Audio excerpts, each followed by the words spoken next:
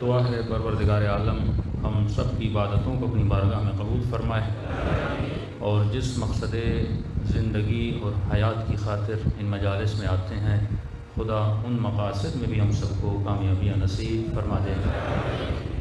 مسلسل آپ کی خدمت میں عرض کر رہے ہیں کہ اپنے رابطے کو اپنے امام سے، خدا سے، اہل بیت سے مضبوط کرنے کے لیے ضروری ہے کہ انسان اپنی تربیت کرے۔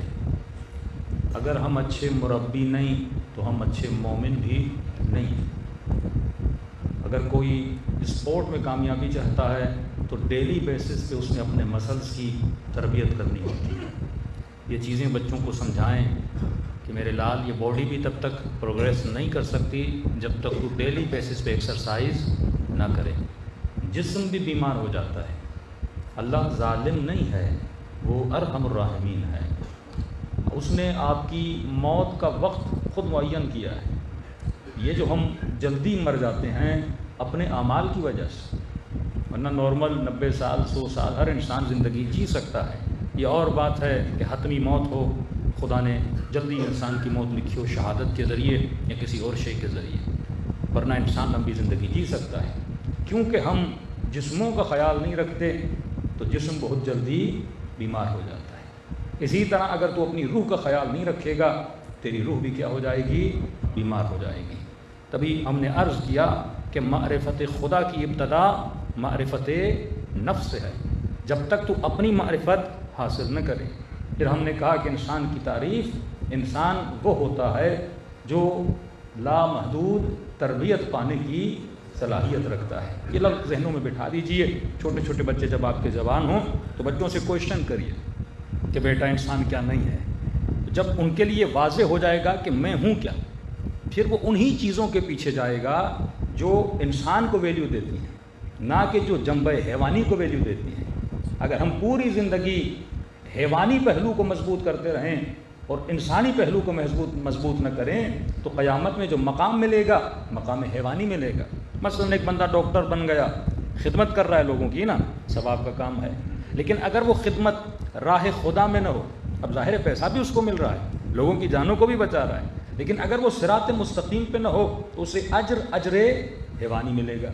کئی یہودی ڈاکٹر ہیں، کرسچن ڈاکٹر ہیں، تو کیا خدا ان کو اجر نہیں دے گا؟ وہ بھی تو لوگوں کو جانوں کو بچاتے ہیں، لیکن اجر حیوانی ملتا ہے۔ لیکن اگر یہ راہ ولایت پہ زندگی گزارے، کام وہی کرے گا پر اجر اسے شیوں والا ملے گا، اجر اسے انسانی اجر ملے گا۔ تو پہلے یہ ضروری ہے کہ انسان جان لے میں ہوں کیا، تو حیوان نہیں ہے۔ انسان اسے کہتے ہیں جو لامحدود تربیت پانے کی صلاحیت رکھتا ہے۔ دوسری چیز تمہارے وجود میں اللہ کا نفخہ ہے۔ اب نفخہ الہی اپنی نشانی رکھتا ہے۔ آج اس کو اور پہلو میں آپ کی خدمت میں بیان کروں۔ قرآن کا حکم ہے کہ ہم نے ہر چیز کو زوجین میں بنایا ہے، مطلب میل اینڈ فیمیل۔ آپ گھر میں تار بھی لگاتے ہو نا، وہ بھی کہتے ہیں یہ میل ہے یہ فیمیل ہے۔ درخت دیکھیے میل اینڈ فیمیل ہے، حیوانوں کو دیکھیے میل اینڈ فیمیل ہے۔ ہر چیز کا جوڑ ہونا ضروری ہے۔ یہ آپ کا ہاتھ ہے نا، اس کا جوڑ کیا ہے؟ اس کے اندر قوہ لامسہ ہے۔ جب تک یہ کسی کو مس نہ کرے، مطلب اگر اس کے اندر مس کی صلاحیت ہے تو کسی ایسی چیز کا ہونا ضروری ہے جسے یہ کیا کر سکے؟ مس کر سکے۔ اگر آپ خدا نخواستہ بیمار ہو جائیں اور آپ کا قوہ لامسہ ختم ہو جائے تو آپ چلنے کی صلاحیت نہیں رکھ پائیں گے۔ آپ کو پتہ نہیں لگے گا سخت کیا ہے، گرم کیا ہے، ٹھنڈا کیا ہے۔ آپ کسی دیگچی پہ ہاتھ رکھیں گے، اگر قوہ لامسہ ختم ہو گیا آپ کا ہاتھ جل جائے گا، آپ خود کو بچا نہیں پائیں گے۔ اب ایک آدمی اس کے پاس ناک ہے لیکن سونگھنے کی طاقت نہیں ہے، تو آپ اس ناک کو کیا بولو گے؟ یہ بیمار ہے، یہ سالم نہیں ہے۔ اگر سالم ہوتی تو سونگھنے کی صلاحیت موجود ہوتی۔ کئی ایسے لوگ ہیں جن کے سونگھنے کی طاقت کیا ہو جاتی ہے؟ ختم ہو جاتی ہے۔ اس ناک کو بیمار ناک بولا جاتا ہے۔ زبان میں چکھنے کی صلاحیت ہے۔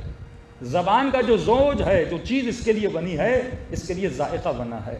آنکھ کے لیے اللہ نے کیا بنایا ہے؟ روشنی بنائی ہے، تصویریں بنائی ہیں۔ اگر آنکھ تصویروں کو نہ دیکھ سکے تو آنکھ کیا ہے؟ بیمار ہے۔ اگر زبان چکھ نہ سکے تو بیمار ہے۔ اگر ہاتھ مس نہ کر سکے تو بیمار ہے۔ تو ہر شے کا زوج موجود ہے جو اس کے لیے بنا ہے۔ تو فرمایا بالکل اسی طرح کوئی ایسی شے ہے جو تیرے روح کے لیے بھی بنی ہے۔ روح کو کس چیز سے لذت ملتی ہے؟ روح کو کھانے سے لذت نہیں ملتی، روح کو پانی سے لذت نہیں ملتی. یہ جتنی لذتیں ہیں یہ جسم کے لیے ہیں. تمہارے وجود میں نفخ پروردگار عالم ہے جسے نفخت من روحی بولا گیا، جو نفخ الہی ہے. اب نفخ الہی کو کس چیز سے لذت ملتی ہے؟ تو قرآن کی آواز آتی ہے الا بذکر اللہ تطمئن القلوب. اگر اس قلب کو، قلب سے مراد روح ہے، اگر روح کسی چیز سے مطمئن ہوتی ہے تو ذکر پروردگار عالم سے مطمئن ہوتی ہے. صلوات پڑھیں محمد و آل محمد.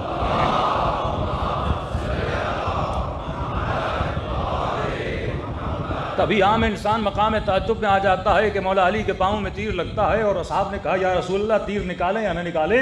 کہ ابھی نہ نکالنا، جب علی مصلی عبادت پہ کھڑا ہو جائے. اور کہتے ہیں مولا نماز پڑھتے رہے اور انہوں نے تیر نکال دیا، علی کو پتہ بھی نہ لگا کہ تیر نکلا ہے یا نہیں نکلا. کیونکہ روح کس کے عشق میں مبتلا تھی؟ اپنے خالق کے عشق میں مبتلا تھی. روح بنی ہی اس لیے ہے کہ یہ کس سے ملے؟ اللہ سے ملے. اب بالکل اسی طرح معصومین فرماتے جس طرح تو اپنے بدن کی پرورش کرتا ہے، اسے جوان کرتا ہے. صلوات پڑھے محمد و آل محمد. وَأَجِّلْ فَرَجَهُمْ. اگر ماں بچے کا خیال نہ رکھے بچہ بیمار ہو جائے گا.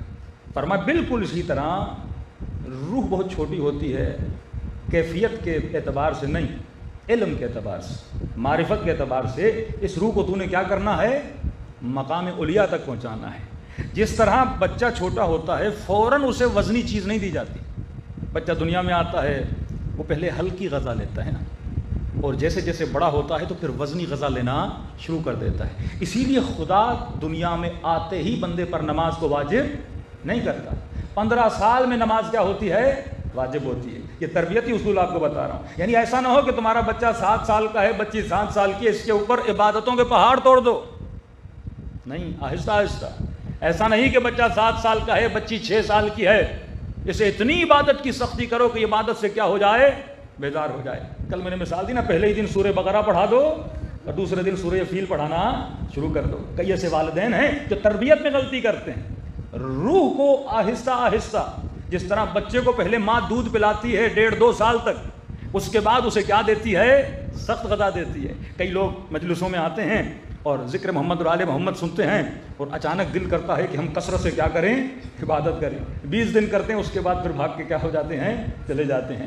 یا بیچارے کربلا گئے، مشہد گئے، ایک کے بعد ایک عبادتیں کرنا شروع کرتے ہیں، لیکن ان عبادتوں میں بقا نہیں ہوتی. وہ عبادت کربلا تک ہی ہوتی ہے، مشہد تک ہی ہوتی ہے، محرم کے دنوں تک ہوتی ہے، لیکن جیسے محرم کے دن ایام اعضا ختم ہو گئے پھر ان کی کیفیت وہی ہو جاتی ہے جو پورے سال ہے. کیونکہ ہمیں نہیں پتا اس روح کی پرورش کیسے کرنی ہے. آہستہ آہستہ جس طرح بچے کو پرورش دی جاتی ہے، پہلے نرم غذا دی جاتی ہے، پھر سنگین غذا دی جاتی ہے، پھر آہستہ آہستہ اس کا جسم بڑا ہوتا ہے، اس کی تربیت ہوتی ہے. بالکل اسی طرح روح کی کیفیت ہے کہ مولا علی کا ایک فرمان ہے کہ جب لوگوں کو عبادت کی کثرت میں پاؤ، ہمارا تصور کثرت عبادت کا نہیں ہے، کہ جب لوگوں کو کثرت عبادت میں پاؤ تو مولا فرماتے ہیں ہمارے شیعہ کثرت عقل میں جاتے ہیں.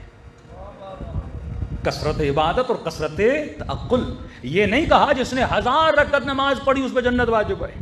میرے چھٹے امام کا فرمان ہے جس نے معرفت کے ساتھ 2 رکعت نماز پڑھی وجب علیہ الجنہ. امام فرماتے ہیں میں کہتا ہوں خدا اس پہ جنت کو واجب کر دیتا ہے. کوالٹی پہ غور کیا کرو. اب ایک آدمی 4 رکعت نماز پڑھتا ہے، اس کے ساتھ 8 رکعت مستحبات بھی پڑھتا ہے، توانائی ہے تو بہت اچھی بات ہے. حضرت ابراہیم کو اللہ نے یہ نشانیاں بتائیں کہ علی کے شیعوں کی یہ دن میں 51 رکعت نماز پڑھتے ہیں. لیکن یہ 51 رکعت مجھے کب پڑھنی ہے؟ جب میں سلمان کی معرفت کو حاصل کر لوں، جب میری روح اتنی پاورفل ہو جائے. یہ نہیں کہ ایک دن میں اتنی پڑھوں اگلے دن کیا ہو جاؤں، اس عبادت سے میں تنگ ہو جاؤں. آہستہ آہستہ اپنی روح کو ہلکی غذا دیتے جاؤ. آہستہ آہستہ مثلا ایک ذکر لو کہ مولانا مثلا میں ڈیلی بیسس پہ 200 مرتبہ مثلا صلوات پڑھوں گا. اب دیکھو اس میں اسٹیبلٹی کتنی ہے. اگر تو 40 دن ڈیلی 200 مرتبہ صلوات پڑھنے کی صلاحیت پیدا کر لے.